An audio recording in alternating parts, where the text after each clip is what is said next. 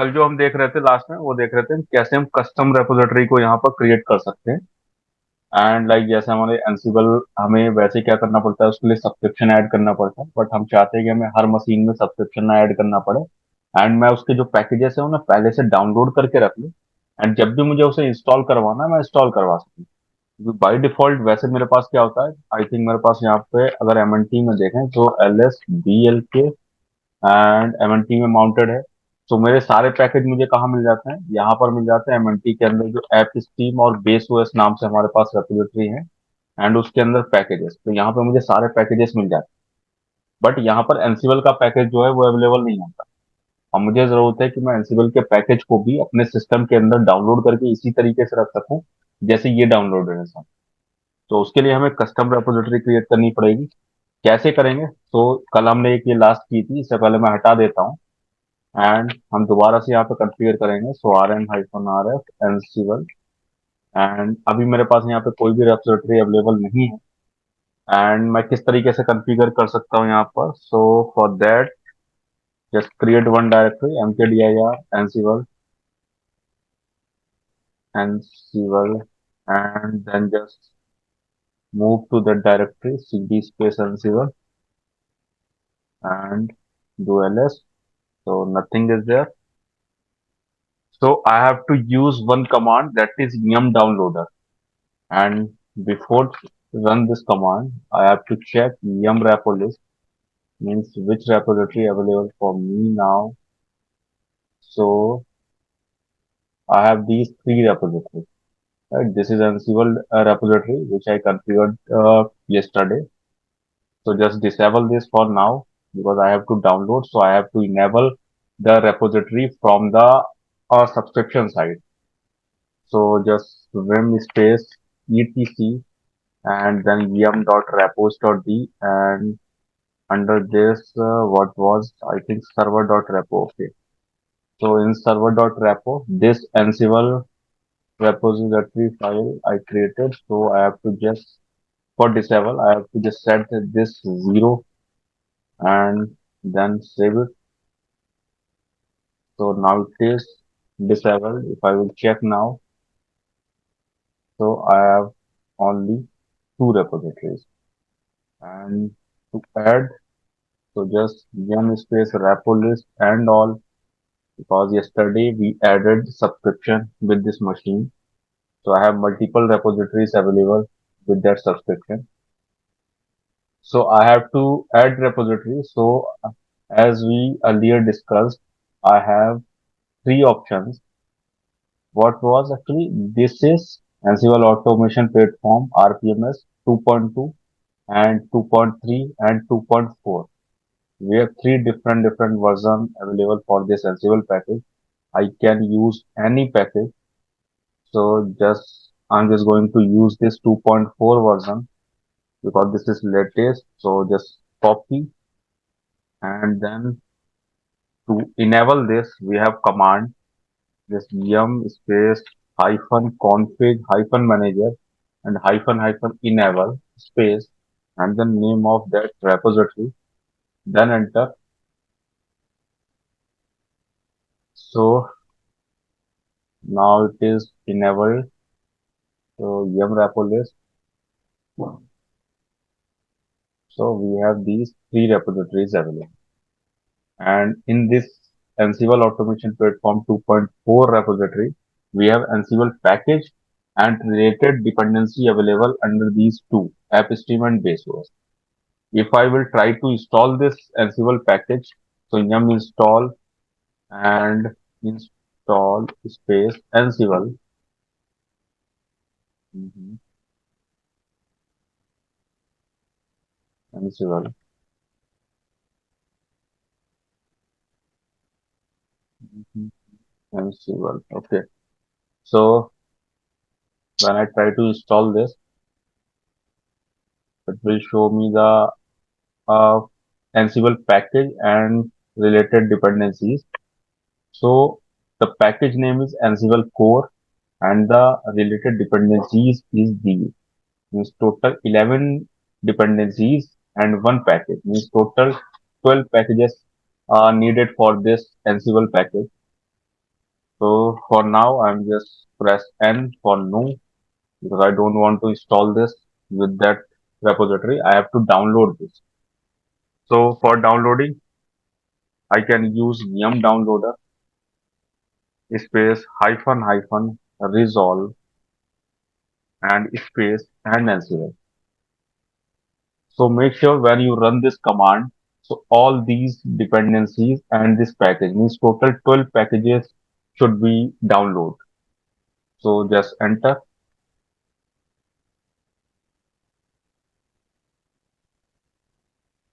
and okay. So total packages count is 12. That's okay. So let it download.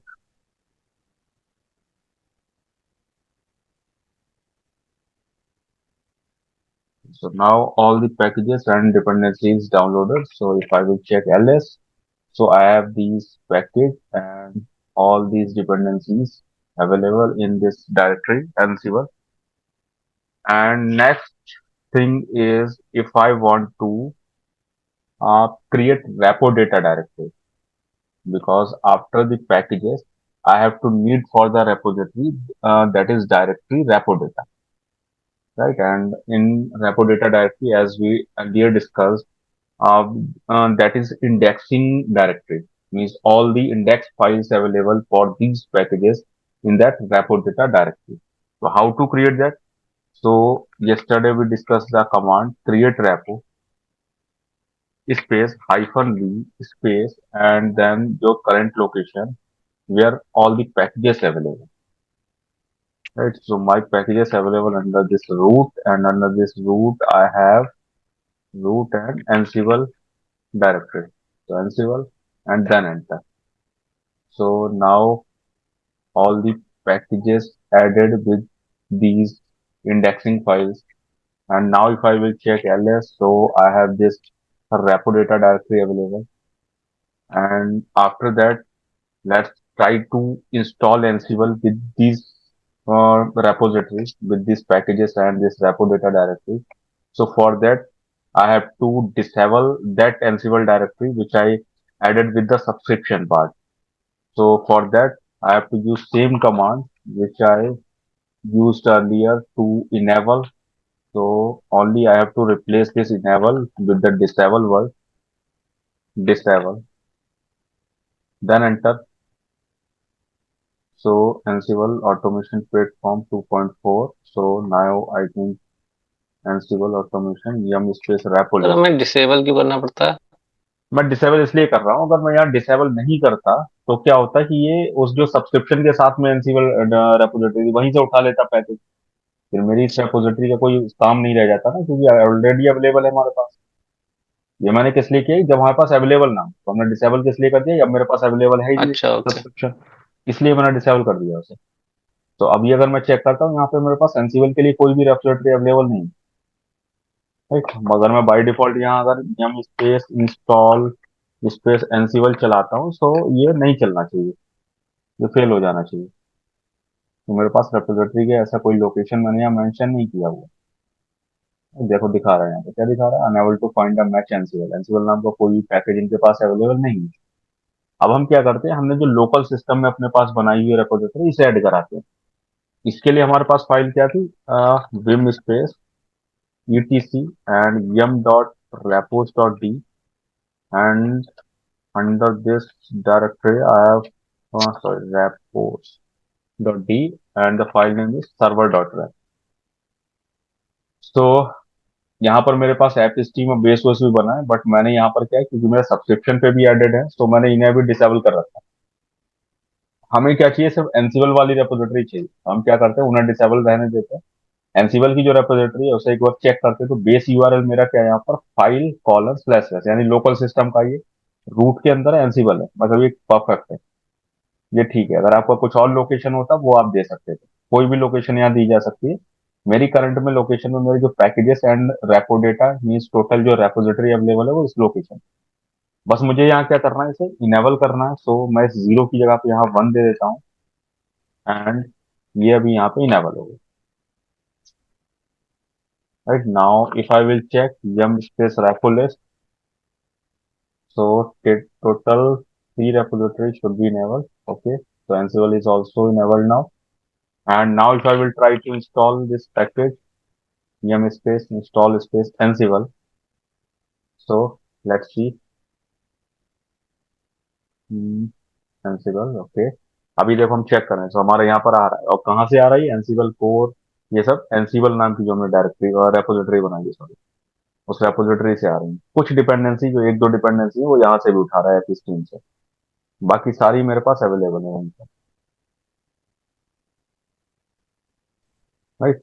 सो ये चीज हमें यहाँ पर ये फायदा मिल जाएगा, अब मुझे कभी भी सब्सक्रिप्शन हो या नहीं हो, मैं यहाँ पर इसे इंस्टॉल करवा सकता हूँ विदाउट सब्सक्रिप्शन के, क्योंकि बाकी सारे जो यहाँ पर हमारे पास डिपेंडेंसी है वो तो मुझे आईएसओ के अंदर भी मिल जाएंगे।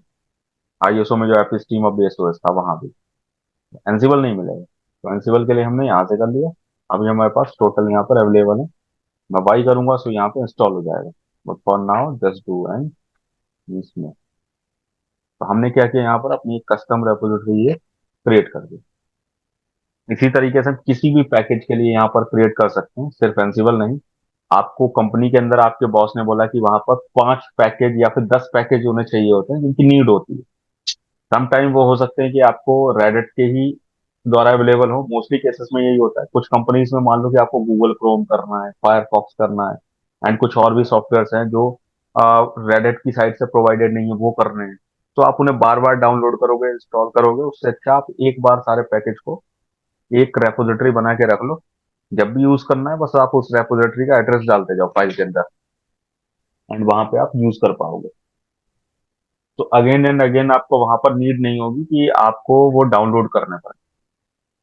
तो सेम तरीका है यहाँ पर, वही आप यम डाउनलोडर से डाउनलोड करोगे, आप क्रिएट रेपो से वहां पर उसकी रेपो डेटा डायरेक्टरी क्रिएट करोगे, एंड उसे एक किसी भी डायरेक्टरी में रख के उसका लोकेशन आप रेपोजिटरी फाइल के अंदर पुट करोगे। ठीक, बताओ अभी।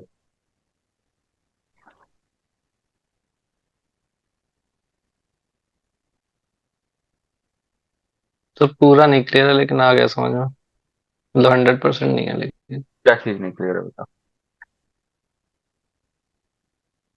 तो जैसे वहाँ हमारे पास अवेलेबल नहीं होगी तो हम डाउनलोडर से डाउनलोड करेंगे। हम्म। एनसीबल मतलब कोई सी भी होगी। हम्म। तो जैसे कल हम लोग डाउनलोड कर रहे थे लेकिन सारे पैकेज नहीं हुए थे ना डाउनलोड। हाँ, तो अगर कल वाला वाला। एरर आएगा फिर। हाँ, कमांड हम यही चला रहे थे, कल वो नहीं हो रहा था। आज देखो मैंने अभी भी कुछ किया नहीं है उसमें। हमने सिर्फ क्या किया, उस डायरेक्टरी को एक बार डिलीट कर दिया और दोबारा से उसे मैंने ऐड करवाया है। ये वैसे इशू नॉर्मली नहीं आता है, कल ऐसा कुछ हो सकता है कि नेटवर्क इशू रहा है या कुछ भी रहा हो। तो सब्सक्रिप्शन ऐड किया है, दैट मीन्स वहां पर इंटरनेट का यूज हो रहा है। तो समटाइम नेटवर्क इशू ऐसा हो सकता है कि इंटरनेट वगैरह की प्रॉब्लम ऐसी हो कि वहां से ना उठा पाए। बट वैसे ऐसा प्रॉब्लम नहीं आता है। अभी देखो एक बार में हो गया ये। हाँ। राइट, यानी इससे अलावा भी मैंने जब भी किया तो वो एक बार में हो जाता है। ये कभी का इशू होता है, वो क्योंकि कल क्या हो रहा था प्रॉब्लम, कल जब हम कर रहे थे वो सिर्फ एक पैकेज उठा रहा था, उसकी डिपेंडेंसी डाउनलोड नहीं कर रहा था। तो मैंने वही कल वाले पैकेज में क्या किया, उसे डिलीट किया, मैंने दोबारा से वहां पर एंसिबल की जो रेपोजिटरी थी उसे वही इनेबल किया, एंड मैंने वहां पर डाउनलोड किया तो एक बार में डाउनलोड हो गया। समटाइम ये नेटवर्क इशू हो सकता है, बट वैसे ऐसा कोई इशू फेस नहीं करना। दूसरा देखो यहाँ पर, ये तो जो रेडिट साइड के हैं वो तो ऐसे मिलेंगे आपको, किसी ना किसी रेपोजिटरी के अंदर मिल जाएगा। कोई थर्ड पार्टी होता है तो हम्म। वो आप जाके नॉर्मली गूगल से डाउनलोड करोगे। जैसे आप गूगल से करते हो, गूगल क्रोम डाउनलोड करना है, आप गूगल पे जाते हो एंड वहाँ पे आप टाइप कर देते हो गूगल क्रोम के लिए, तो वो आप नॉर्मली डाउनलोड करोगे। बस यहाँ पे ये ध्यान ये रखना है, डॉट आरपीएम करना है। जैसे लाइक मैं यहाँ पे करूँ, शायद थोड़ा स्लो चलेगा यहाँ पे, बट ट्राई करते हैं डाउनलोड करने का।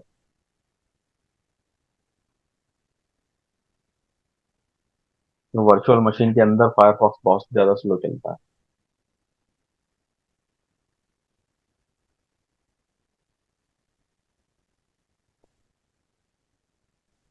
मतलब यहाँ पे हम लिख देते हैं क्या करना है, क्रोम डाउनलोड, तो क्रोम डाउनलोड।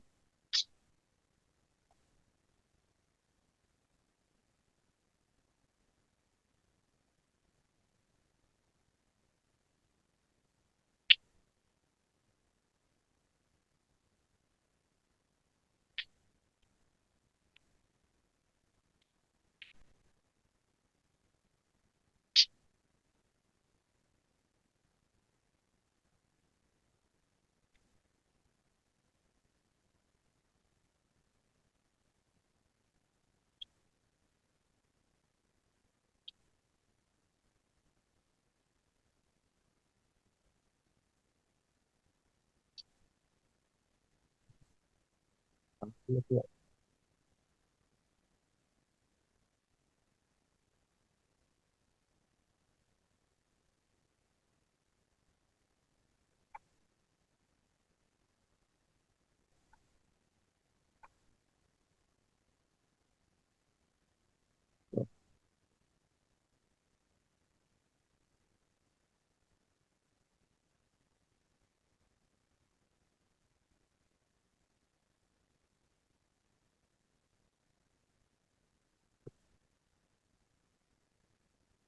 जैसे ये है यहाँ पे फर्स्ट लिंक पे जाते हैं, गूगल क्रोम।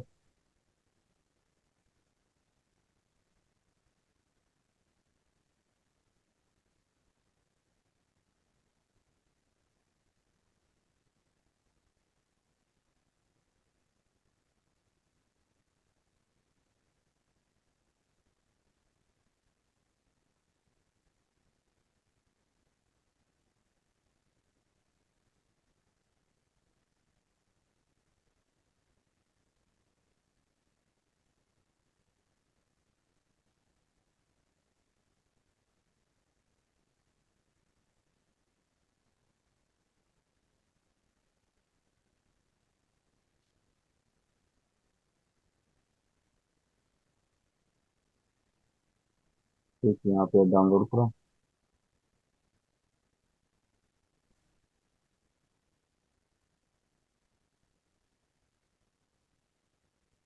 एंड यहाँ पे देखो, इस तरीके से कभी पैकेज करो ना, ऐसे दो ऑप्शन आते हैं।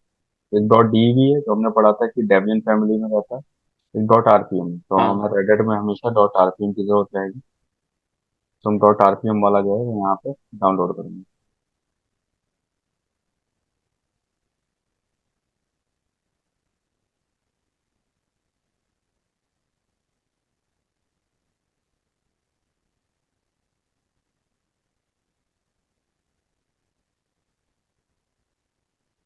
सेव फाइल, लो, डाउनलोड हो रहा है।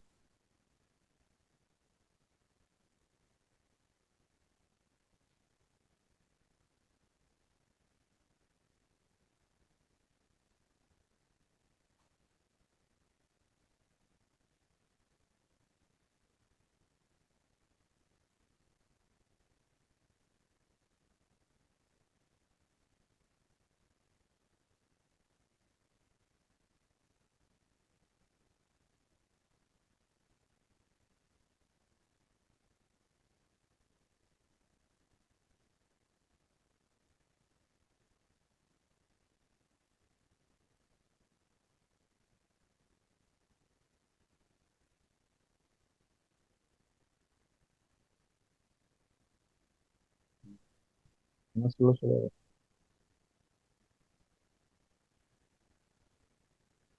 बहुत बड़ा है 100 MB। है तो 100 MB, लेकिन फिर भी इतना ज्यादा नहीं है एक्चुअली। नंबर भी देखो ना, स्पीड 400 KB की दिखा रहा है, लेकिन रियल केस में ये काफी स्पीड ज्यादा है। इसके अंदर स्लो कर देता है नेट।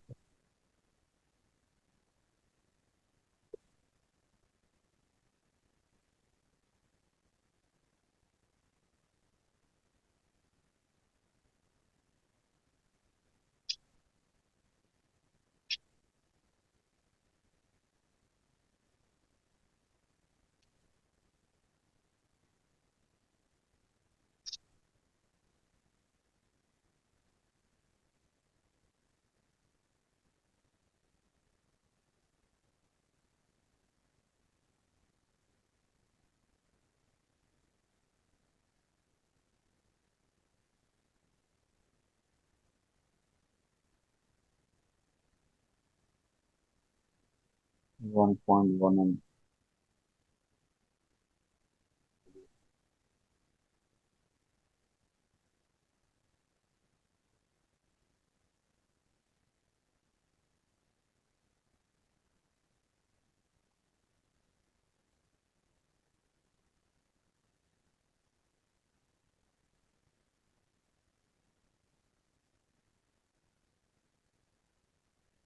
अभी होगा ना, डाउनलोड होने के बाद अभी अगर हम इसे देखें यहाँ पे, तो ये डाउनलोड में आ गया। सीडी, एल एस, डाउनलोड्स, यहाँ पर आ गया। भाई वैसे तो अगर हमें क्या करना पड़ेगा इसे इंस्टॉल करने के लिए, वही वन बाय वन इंस्टॉल करना पड़ेगा, आरपीएम स्पेस करके गूगल क्रोम दे सकते हैं।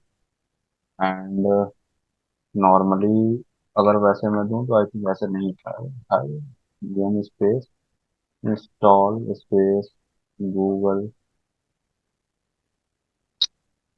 ऐसा नहीं उठाएगा क्योंकि रिपोजिटरी का एड्रेस ऐसा कुछ हमने मेंशन नहीं किया। तो टाइप हो जाएगा Google Chrome,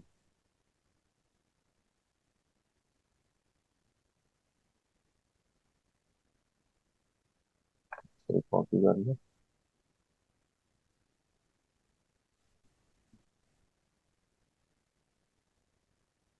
game space install space Google Chrome.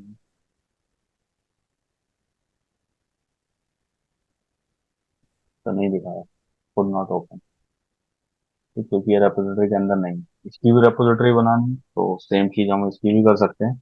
इसे एक डायरेक्टरी में रखते हैं, जैसे हम यहाँ पे एक बना लेते हैं mkdir स्पेस गूगल नाम से, सीडी गूगल कर जाओ। एंड यहाँ पे क्या करो, आप यहाँ पे रेपो क्रिएट कर लो, तो क्रिएट रेपो, क्रिएट की स्पेलिंग गलत हो गई, create repo space hyphen B, and कहाँ है, रूट के अंदर गूगल के अंदर, एंटर। तो इन्होंने यहाँ पे क्रिएट कर दिया एल एस रेपो डेटा।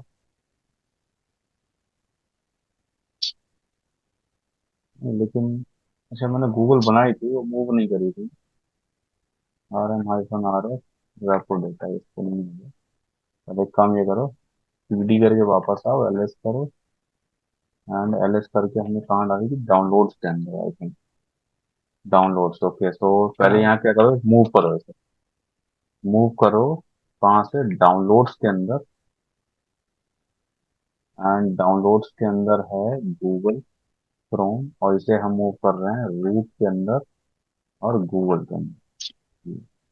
अब करो CD Google L S, package available है। अभी यहाँ पे ये करो क्रिएट रेपो रूट गूगल, ठीक है। अभी यहाँ पे ऐड कर दिया इन्हें, एलएस करोगे तो अब दोनों चीजें अवेलेबल हैं। अब इसे इंस्टॉल करने के लिए मैं क्या कर सकता हूँ, उसी फाइल के अंदर vim space ETC M dot repos dot D and server dot repo के अंदर एक एंट्री कर सकते हैं। एंट्री हम यहाँ क्या कर सकते हैं,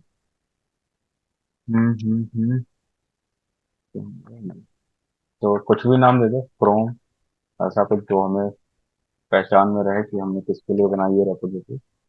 ये क्रोम के लिए बनाई है, name physical to Google Chrome, and base URL is equal to तुम्हारे लोकल सिस्टम में file and slash slash and slash slash कहाँ है वो, रूट के अंदर, रूट, और रूट के अंदर Google, and GPG check, GPG check is equal to zero. बस इसमें हमने ऐड कर दिया, इसे सेव कर दो, कॉलन डब्ल्यू की। एंड अभी अगर हम इसे इंस्टॉल करें, yum space install space Google Chrome,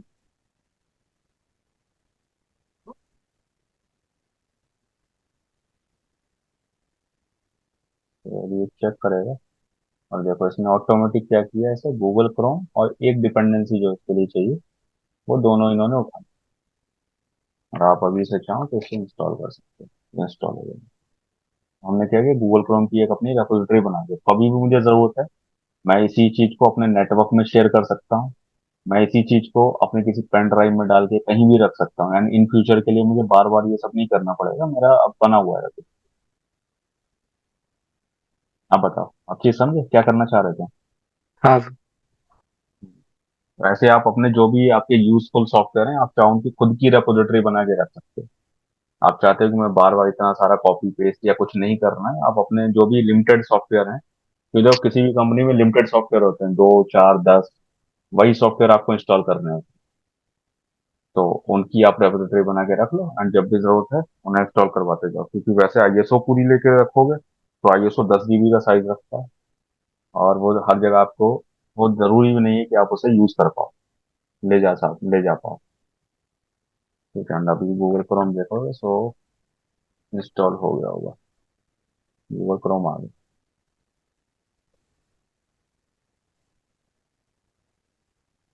ठीक, क्लियर। हाँ सर। ठीक है, इसके अलावा अगर मैं यहाँ पर देखूं,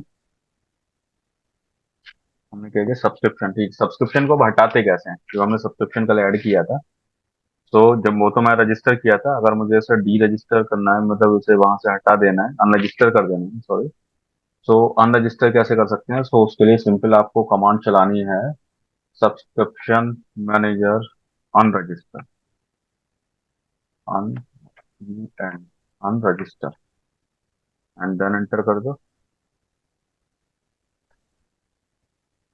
तो ये अनरजिस्टर कर देगा आपकी मशीन में।